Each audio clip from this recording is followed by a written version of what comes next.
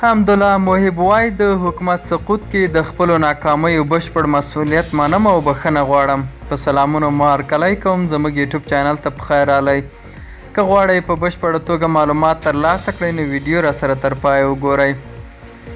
د افغانستان د مخکني ولسمشر محمد اشرف غني د ملي امنیت سلاکار حمدالله محب له BBC سره خپله تازه مرکه کې وایي چې تیر حکومت سقوط پر زیدلو کې د خپلې ناکامۍ اړوند مسؤلیت مني او له کبله یې بخښنه غواړي.